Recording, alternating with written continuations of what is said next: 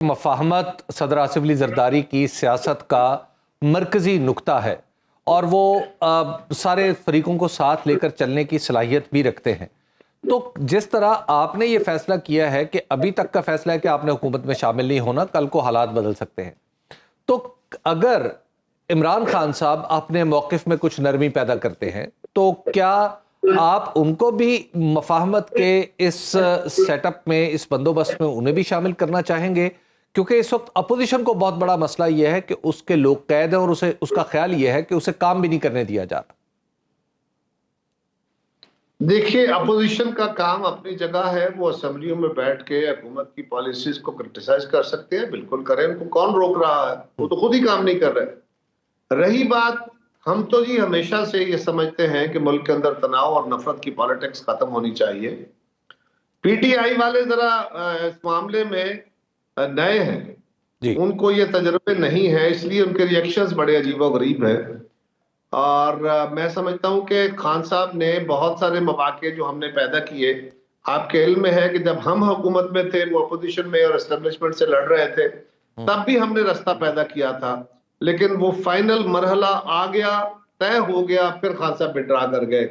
जब ये इलेक्शन हुआ, इस इलेक्शन के बाद भी हमने एक रास्ता पैदा किया और उसको खान साहब ने खुद ये कह के कि इन 3 जमातों से बात नहीं होगी, रास्ता ब्लॉक कर दिया।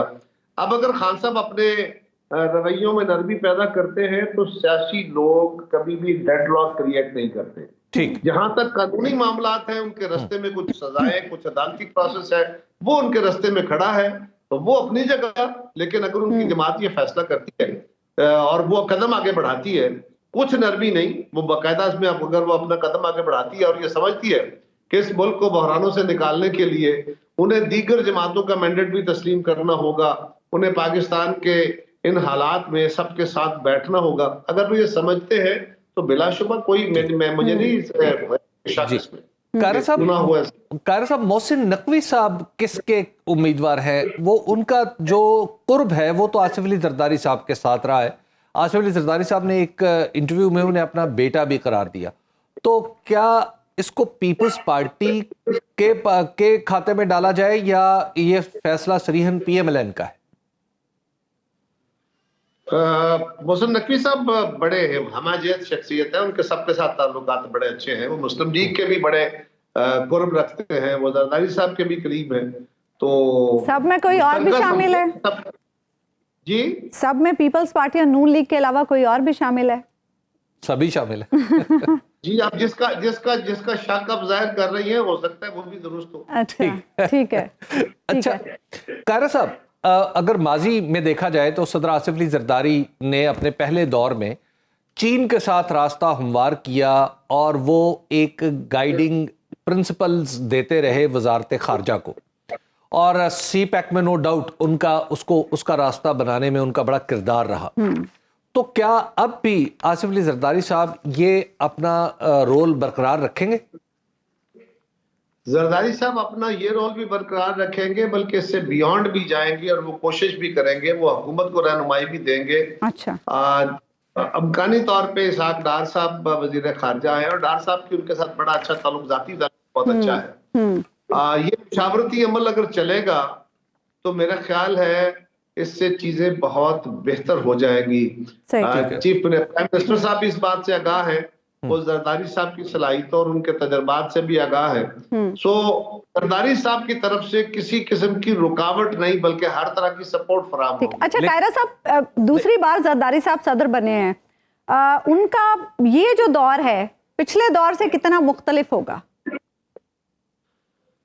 मुल्क को रहनुमाई के हवाले से तो मुख्तलिफ नहीं होगा, लेकिन एक फर्क जरूर कि उस वक्त हमारी गवर्नमेंट थी और अपनी गवर्नमेंट के होते हुए फैसले करके उसकी इम्प्लीमेंटेशन आसानी से हो सकती है। यहाँ उन्होंने मशावरती अमल में फैसले करने हैं और इम्प्लीमेंटेशन शहबाज साहब ने करानी है, तो फर्क तो जरूर है। और अब वो इख्तियारात भी पार्लियामेंट को सौंप चुके अपनी पिछली सदारत में, तो बड़ा अच्छा किया।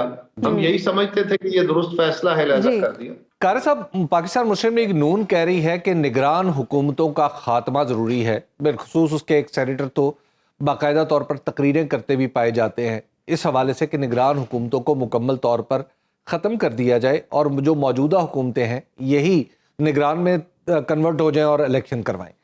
क्या पाकिस्तान मुस्लिम लीग नून के इस मौक़िफ़ की तायद पाकिस्तान पीपल्स पार्टी किसी लेवल पे कर सकती है, या अभी इस पे माफ़ कीजिएगा गौर फिक्र नहीं हुआ?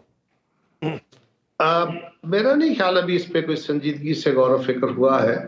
ये जनरली लोगों की कुछ बंदों की राह है, इसलिए कि जिस रूह के तहत केयर टेकर गवर्नमेंट का तस्वर दिया गया था वो बदरजा उत्तम तो अचीव नहीं हुआ, लेकिन काफी हद तक बहरहाल एक न्यूट्रलिटी होती है। ये भी है कि हम क्योंकि बहुत ज्यादा भी पार्टीजन हो गए हैं, बहुत ज्यादा हमारी तलखी आपस में बढ़ी हुई है, तजर्बात हमारे अच्छे नहीं हैं, लिहाजा कोई गवर्नमेंट बैठ के अगर इलेक्शन कराएगी तो फिर और ज्यादा सवालात खड़े हो जाएंगे। सो ये केयर टेकर गवर्नमेंटों की गैर फालियत या उनकी जितनी अमकान था उनसे, जितनी तवक्को थी उनसे न्यूट्रलिटी की या फालियत की, वो अचीव नहीं हुई। उस हवाले से बातें की जा रही है, लेकिन मेरा ख्याल है इसको बदलने में भी खासा मुश्किल सवाल होगा। और नैब के बारे में कोई यकसुई है? नैब बिल्कुल, नैब के अंदर उस कानून को, उसके जो मिसयूज ऑफ अथॉरिटी का कानून है, मिसयूज ऑफ लॉ जो नैब का होता है, जिससे मुल्क के अंदर जो सियासतदानों को एक तरफ, जो हमारी ब्यूरोक्रेसी को या बाकी लोगों को जो एक हरासा करके, जिस तरह हमारे यहाँ है, हरासा करके उस कानून का मिसयूज करके सारी रियासती मशीनरी को जकड़ दिया गया है। सारे मीडिया का भी इस पे इत्तेफाक है बाय एंड लार्ज, जी और सियासतदानों का भी है कि इसके साथ, इस निजाम के साथ तो चलना जो है वो रियासती मशीनरी चल नहीं सकती और वो डिलीवर नहीं कर सकती। हाँ, हमारे मुल्क के अंदर क्योंकि ऑलरेडी कवानीन मौजूद है जो अकाउंटेबिलिटी के हैं, तो वो अकाउंटेबिलिटी के कवानीन और इदारे होते हुए आप डुप्लीकेट या ट्रिप्लीकेट किस्म के जो कवानीन हैं इनसे जान छुड़वानी चाहिए, इनमें इस्लाह करनी चाहिए। और तो नैब का खात्मा, यानी वैसे अगर आप अगर मुझे राय देनी पड़े तो मैं तो कहूंगा कि वाकई नैब को खत्म कर देना चाहिए। आप भी देख रहे हैं कि नैब का खात्मा? देखिए, मैं गुजारिश कर रहा हूं कि अब जिन हालात में है ना, मेरी राय को फिर कई पर लग जाएंगे ना, तो मैं सिर्फ ये गुजारिश कर रहा हूं कि नैब के कानून को दुरुस्त या अकाउंटेबिलिटी के कानून को दुरुस्त इस्तेमाल होना चाहिए। अच्छा, कायरा साहब, अदालती इस्लाहात और जो डुप्लीकेशन है, ट्रिप्लीकेशन है, ये खत्म होनी चाहिए। सुनो न्यूज़ का यूट्यूब चैनल ही आपकी खिदमत में बेलाग तबसरे और गैर जानिबदार तज्जिए लेकर आता है।